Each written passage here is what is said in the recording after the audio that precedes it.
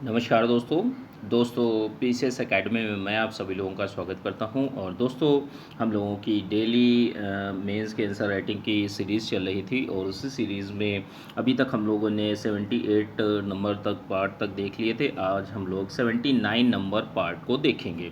यह जो daily answer writing practice है जो दोस्तों, यह आपकी यूपी पीसीएस मेंस 2019 और 20 के लिए अति महत्वपूर्ण है। तो इसको आप लोग बहुत अच्छी तरीके से करते रहिए दोस्तों, ठीक है। और बीओ मेंस के लिए बहुत ही ज़्यादा ज़रूरी है, ठीक है। बीओ मेंस के लिए कुछ और चीज़ें भी स्टार्ट होने वाली हैं 25 तारीख से, 25 मई से आपकी कई वीडियोस, 3-4 वीडियोस आपके एक्स्ट्रा आने वाले हैं, ठीक है। तो उन सारी चीज़ों को भी आप लोग बहुत अच्छी तरीके से करते रहिए, ठीक है। दोस्तों, आप लोगों को ये वीडियो अच्छा लगता है तो वीडियो को लाइक कर दीजिएगा, वीडियो को शेयर भी करा दीजिएगा और चैनल को सब्सक्राइब कर लीजिएगा। चलिए अब लेट ना करते हुए आज का जो प्रश्न है, प्रश्न को देखते हैं। देखिए, आज का जो प्रश्न है दोस्तों, जीएस पेपर थर्ड का है, ठीक है। जीएस पेपर थर्ड का, और प्रश्न संख्या 157 है। 125 शब्द सीमा में इस प्रश्न को आप लोगों को बहुत अच्छी तरीके से लिखना है, ठीक है। कीवर्ड के माध्यम से इन सारी चीज़ों को आप लोग अच्छे से पढ़िए, लेक्चर को देखिए, उसके बाद आप इसको लिखने का प्रयास करिए, ठीक है। अब देखिए, जो आपको आंसर राइटिंग इसकी करनी है, ठीक है, जो प्रश्न है, प्रश्न को लिखने से पहले जैसे कुछ सावधानियां ध्यान में रखनी होती हैं कि जैसे जो ग्रामर की गलतियां हैं वो आपसे नहीं होनी चाहिए। जो इंट्रोडक्शन पार्ट है, बॉडी पार्ट है, कंक्लूजन पार्ट है, तो तीनों में एक एक कोटेशन, कविता, श्लोक, मूवी के गीत, बोल या कोई महान विचारक की लाइन हो तो उसमें आप लोग डाल सकते हैं, ठीक है। अपने उत्तर को बेहतर बना सकते हैं। इसके साथ में अगर आपकी हैंडराइटिंग अच्छी है, देखिए मेरी तो उतनी अच्छी नहीं है, लेकिन अगर आपकी हैंडराइटिंग अगर अच्छी है, उत्तर लेखन में आपको अच्छे मार्क्स दिलाने की संभावनाएं बढ़ जाती हैं, ठीक है। इसके साथ में जैसे कुछ डेटा है, डायग्राम है, तो इन सारी चीज़ों का भी उपयोग करिए। इसके साथ में जो आप लिखते हैं, उत्तर लिखते हैं, तो उसमें एक लयबद्धता होनी चाहिए, एक सीक्वेंसिंग होनी चाहिए। शब्दों का अच्छा चयन करिए, जो अच्छे शब्द हों तो उनको आप अंडरलाइन भी करिए, करने का प्रयास करिए, ठीक है। तो इन सारी चीज़ों को ध्यान में रखते हुए अच्छे से इस प्रश्न को आप लोगों को 125 शब्दों में, जितनी शब्द सीमा कही जा रही है उसी शब्द सीमा में आप लोगों को लिखना है।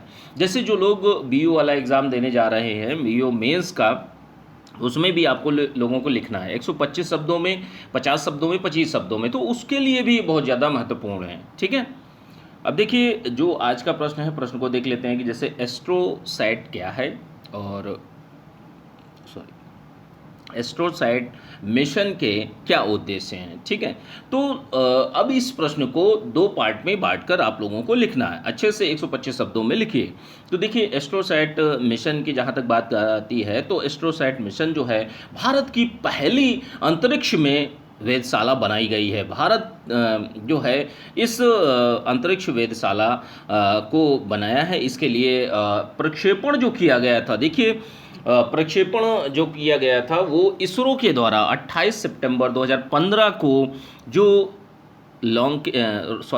रॉकेट है, ठीक है, जो लॉन्च व्हीकल है वो है PSLV-C30 रॉकेट के द्वारा सतीश धवन सेंटर, आंध्र प्रदेश, श्रीहरिकोटा से इसको प्रक्षेपित किया गया था और इसकी कक्षा में पहुंचाया गया था। अब देखिए, इस प्रक्षेपण के बाद ही भारत जो है एलीट क्लब में शामिल हो गया। भारत, अमेरिका, जापान, रूस, यूरोपियन संघ, ये चारों देशों के एक संघ में शामिल हो गया, क्लब में शामिल हो गया। ऐसा करने वाले जो देश थे, अमेरिका था, जापान था, रूस था, यूरोपीय संघ था, तो इसमें अब भारत भी शामिल हो गया है। देखिए, ये करेगा क्या, सबसे बड़ी चीज़ यही है कि एस्ट्रोसैट आखिर करेगा क्या। तो देखिए, अंतरिक्ष की तमाम जो किरणें होती हैं और जो पिंड होते हैं, तो उनकी जानकारी देगा, ठीक है। अंतरिक्ष में क्या है कि जैसे जो बहुत सारे जो तरंगे होती हैं, बहुत तरंग दैर्ध्य जो होती है, तो उनको भी विश्लेषित करेगा। और बहुतरंग वेधशाला इसको कहा जा रहा है, अंतरिक्ष में बहुतरंग दैर्ध्य की वेधशाला है, ठीक है। इसका विकास जो है, देखिए विकास की जहाँ तक बात करते हैं, तो Tata institute of fundamental research, 3 संस्थानों ने एक सम्मिलित प्रयास किया है, ठीक है, ध्यान रखिएगा। Tata institute of fundamental research, Indian institute of astrophysics और इसरो, तीनों ने मिलकर इस प्रोजेक्ट को तैयार किया है, इसका प्रक्षेपण किया है। भारत जो है अंतरिक्ष में यह पहला कदम है जो उम, अंतरिक्ष में वेधशाला को स्थापित किया है, ठीक है।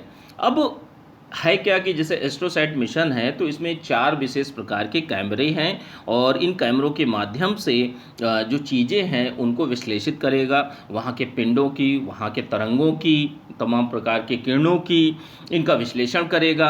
अब जहाँ तक इसके कुछ फीचर्स की बात कर लेते हैं तो जैसे इसका जो भार है एस्ट्रोसैट का तो 1513 किलोग्राम है और जीवन काल जो कहा जाएगा तो इसका 5 वर्ष जीवन काल कहा जाएगा, ठीक है।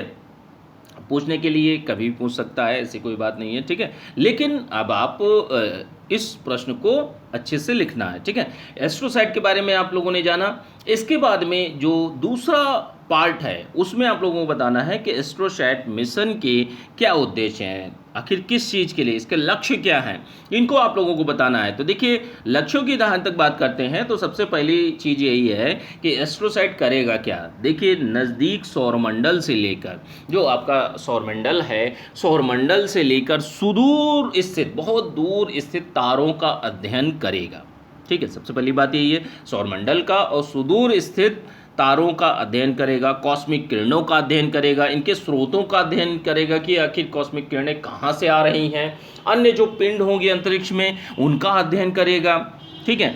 जो पड़ोसी आकाश गंगाएं हैं, ठीक है, जो पड़ोसी आकाश गंगाएं हैं अंतरिक्ष में तो उनकी भी खोज करेगा और उनका अध्ययन विश्लेषण करेगा। इसके साथ में और क्या करेगा कि जैसे मिल्की वे है तो मिल्की वे में मौजूद क्वासर और पल्सर्स का भी अध्ययन करेगा। जो क्षुद्रग्रह होते हैं, बहुत सारे जो पिंड पाए जाते हैं तो उनका भी यह अध्ययन करेगा जाके। और क्या है कि ये काफ़ी नज़दीक से ब्लैक होल पर भी निगरानी रखेगा, हर तरीके से इसकी जानकारी एकत्रित करने के बाद यह पृथ्वी पर भेजेगा। और जो ओवरऑल में अगर कहा जाए तो ये ब्रह्मांड का सूक्ष्म अध्ययन करेगा। तो इस तरीके से 125 शब्दों में, 125 शब्द सीमा में इस प्रश्न को आप लोगों को बहुत अच्छी तरीके से लिखना है, ठीक है। जो चीज़ें हैं जितनी मात्रा में पूछी जा रही हैं आपको उसी मात्रा में उस प्रश्न का जवाब देना है। इसकी पीडीएफ दोस्तों आप लोगों को बीओ का मेंस चल रहा है, यूपीपीसीएस मेंस 2019 के लिए, 20 के लिए। जो लोग भी अगर इच्छुक हैं बैच ज्वाइन करना तो ज्वाइन कर सकते हैं। डिस्क्रिप्शन बॉक्स में डिटेल पड़ी हुई है या तो मेरे नंबर पर मैसेज कर सकते हैं, ठीक है।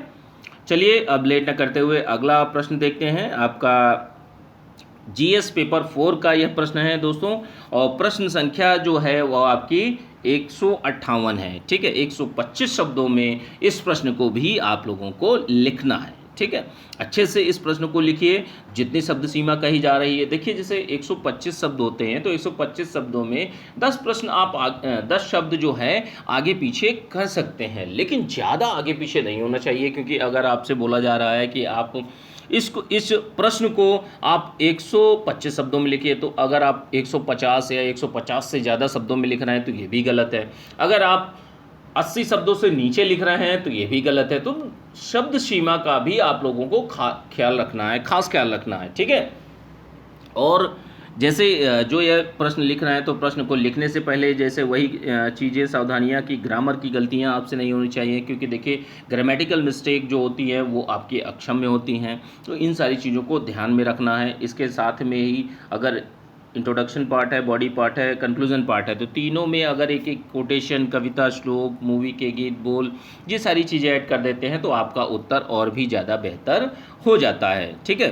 तो इस तरीके से आप लोगों को बहुत अच्छी तरीके से लिखना है। प्रश्नों को लिखने में और भी कई सावधानियां हैं कि जैसे जो अच्छे शब्दों का चयन करना है, आपको एक लयबद्धता रखनी है, ठीक है। और जब आप कोई भी प्रश्न आप जो उत्तर लिख रहे हैं तो उसमें डेटा, डायग्राम, इन सारी चीज़ों का भी प्रयोग करना है।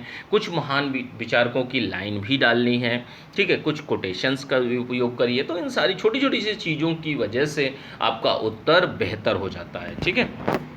तो अब प्रश्न को देख लेते हैं। प्रश्न को अच्छी तरीके से अब इस प्रश्न को देखिए कि जैसे आधुनिक चिकित्सा विज्ञान की महत्वपूर्ण सफलताओं में से एक है अंग प्रत्यारोपण, ठीक है।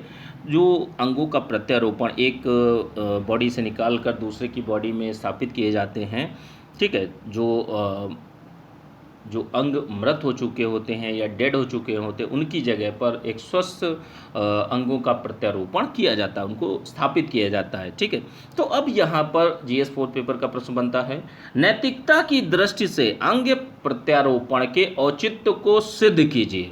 ठीक है, नैतिकता की दृष्टि से, ठीक है, कि मॉरलिटी के हिसाब से जो अंग प्रत्यारोपण है वो कहाँ तक सही है, क्या चीज़ें गलत है, क्या चीज़ें सही हो सकती हैं, तो इन सारी चीज़ों पर ओवरऑल बात करेंगे। तो देखिए, सबसे पहली बात कर लेते हैं हम लोग अंग प्रत्यारोपण की। अंग प्रत्यारोपण है क्या, कि भाई देखिए, अंग प्रत्यारोपण क्यों किया जाता है? अंग प्रत्यारोपण इसलिए किया जाता है, इस सोच के साथ में किया जाता है कि किसी भी व्यक्ति को चलने फिरने देखने सुनने लायक बनाकर उसको एक सम्मानित जीवन जीने का मौका मिल जाए। ठीक है, कि जैसे अगर किसी आँख का एक प्रत्यारोपण किया जा रहा है तो कहीं ना कहीं उसकी आँख पहले ख़राब थी, इसीलिए उसका प्रत्यारोपण किया जा रहा है। ठीक है, तो एक सम्मानित जीवन, नहीं तो ऐसे व्यक्तियों को बहुत से लोग गलत गलत तरीके से पुकारते भी हैं, तो ऐसी स्थितियाँ बनती हैं। तो स्पेशली इसमें होता क्या है कि अंग प्रत्यारोपण में व्यक्ति के मृत अंग के स्थान पर स्वस्थ अंग को लगाना होता है। यही प्रक्रिया होती है कि जैसे कोई भी बॉडी का पार्ट अगर डेड हो गया तो उस पार्ट को काट कर हटा देते हैं, उसकी जगह पर दूसरा लगाया जाता है, ट्रांसप्लांट किया जाता है। ठीक है, अब देखिए इसके नैतिक औचित्यों को देख लीजिए कि नैतिक औचित्य कौन कौन से होते हैं, कौन कौन से संबंधित मुद्दे हो सकते हैं, तो इन सारी चीज़ों पर हम लोग बात करेंगे।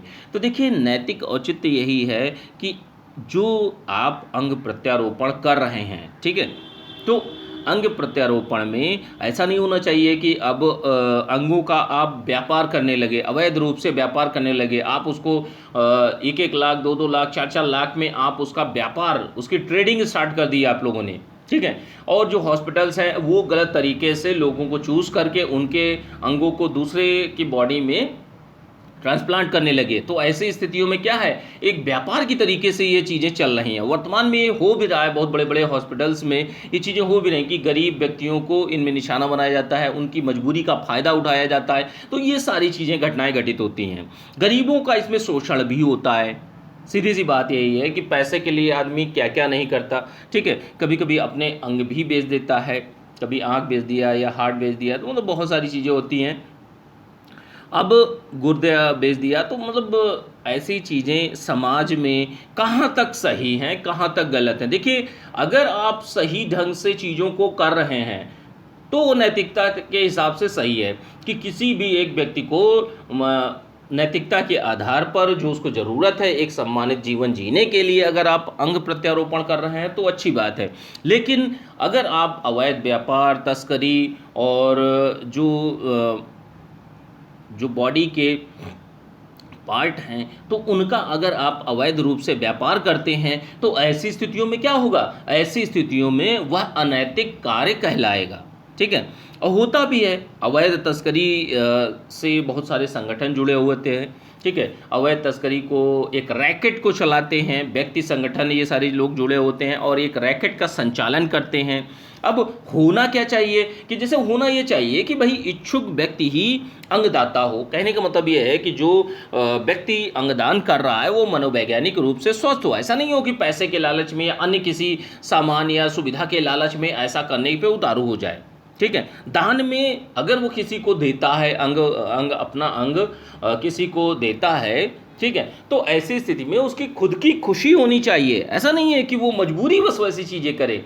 अगर वो खुशी से किसी एक व्यक्ति को बेहतर बनाने के लिए करता है तो वह नैतिक रूप से सही माना जाएगा, नहीं तो वह अनैतिक चीज़ मानी जाएगी। ठीक है, ऐसा ना हो कि किसी एक व्यक्ति को किसी पर्टिकुलर केस में या किसी वजह से फंसा कर दबाववश उस व्यक्ति का अंग प्रत्यारोपण किया जा रहा है, किसी मतलब जो व्यक्ति को आवश्यकता है जिस अंग की भी, तो उस अंग का प्रत्यारोपण दबाववश करवाया जा रहा है डॉक्टरों के द्वारा या किसी पर्टिकुलर व्यक्ति के द्वारा या किसी संस्थान के द्वारा, तो ऐसी स्थिति में वह सही नहीं होगा। लाभ हानि से परिचित होना चाहिए। भाई सीधी सी बात है कि जो अंग प्रत्यारोपण हो रहा है, ठीक है, जो दान करता है, जो अंग को दान कर रहा है, तो उसको पता होना चाहिए सारी चीज़ें कि आपको अंग दान करने के बाद आपकी स्थिति में कैसा क्या चीज़ें दिक्कत करेंगी, क्या लाभ होगा, क्या हानि होगी, इन सारी चीज़ों का पता डॉक्टर को उसको बताना चाहिए, ठीक है, ना कि अवैध रूप से व्यापार करना चाहिए। और क्या है कि जैसे जो व्यक्ति अंगदान करता जो है, तो उसको चिकित्सकीय और मनोवैज्ञानिक रूप से, सामाजिक रूप से उपयुक्त होना चाहिए, उसी के अनुरूप होना चाहिए। वैसा नहीं होना चाहिए कि गलत तरीके से आप चीज़ों को करवा रहे हैं, तो ऐसी स्थितियां नहीं आनी चाहिए। अगली चीज़ क्या है, जैसे इसके देखिए कुछ मुद्दे भी हैं कि कुछ लोग गरीबी के कारण मजबूरीवश करते हैं इन चीज़ों को, तो ये भी एक तरीके से भाई हमें जिंदा रहना है तो हमें करना ही पड़ेगा, ठीक है, तो कहीं ना कहीं ये चीज़ों को सही भी ठहराते हैं, लेकिन ये नैतिक रूप से सही नहीं है, ठीक है। आपको करने के लिए बहुत सारे अन्य कार्य हैं, उनको भी कर सकते हैं, लेकिन आप अंग का मतलब अंग दान ही क्यों करेंगे पैसा लेकर, ठीक है, तो ऐसी स्थिति नहीं होनी चाहिए। संगठन व्यक्ति, जैसे होता क्या है कि बहुत सारे संगठन होते हैं, जो हॉस्पिटल्स होते हैं और अनेक रैकेट जो चला रहे व्यक्ति हैं, संगठन चला रहे व्यक्ति हैं, तो वह साठगांठ भी करते हैं, ठीक है, एक धंधे के रूप में, एक व्यापार के रूप में जो अंग प्रत्यारोपण सुविधा है उसको इस तरीके से यूज़ कर रहे हैं, ठीक है। होता क्या है कि अस्पतालों में सुविधाएं भी कम होती हैं, लोगों के बीच में जागरूकता भी कम होती है। बहुत सारे ऐसे केसेस आए हैं राजस्थान से, पंजाब से, हरियाणा से, तो ऐसी सारी चीज़ें वहाँ दिखाई दे रही हैं। और बड़े बड़े शहरों में भी ऐसी समस्याएं खड़ी हुई हैं कि गरीब लोग, जो आसपास के लोग हैं, वो बेचारे, उनको पता भी नहीं होता, उनको 10-10 हज़ार रुपये में हॉस्पिटल से जो डॉक्टर्स हैं और जो बीच के मीडिएटर जो होते हैं वो लोग लेकर आते हैं, लेकर आने के बाद 10,000 रुपये उनको देते हैं, फिर उसके बाद मोटी मोटी रकम अपने पास में रखते हैं। क्योंकि किसी भी चीज़ का अगर अंग प्रत्यारोपण होता है तो उसमें उनको अच्छे खासे पैसे मिलते हैं हॉस्पिटल वालों को और बिचौलियों को। ऐसी स्थितियों में जो व्यक्ति है जिसने अपना अंगदान किया है, भले ही चाहे मजबूरीवश किया हो, लेकिन उनका भी शोषण होता रहता है। जागरूकता का भी अभाव पाया जाता है हमारे समाज में। और कहा भी गया है कई चीज़ों में कि जैसे अंगदान जो है प्रायः क्या माना जाता है, प्रकृति और धर्म के खिलाफ भी माना गया है। तो ये सारी बातें हैं इस प्रश्न से संबंधित नैतिकता के औचित्य के अनुसार। तो दोनों को बराबर बैलेंस करते हुए इस प्रश्न को, उत्तर को आप लोगों को बहुत अच्छी तरीके से लिखना है, ठीक है। जो लोग भी बीओ का मेंस, यूपी पीसीएस मेंस 2019-20 को ज्वाइन करना चाहते हैं, ज्वाइन कर सकते हैं। डिस्क्रिप्शन बॉक्स में डिटेल पड़ी हुई है, या तो इस नंबर पर मैसेज कर सकते हैं, ठीक है। चलिए ठीक है, थैंक यू देखने के लिए।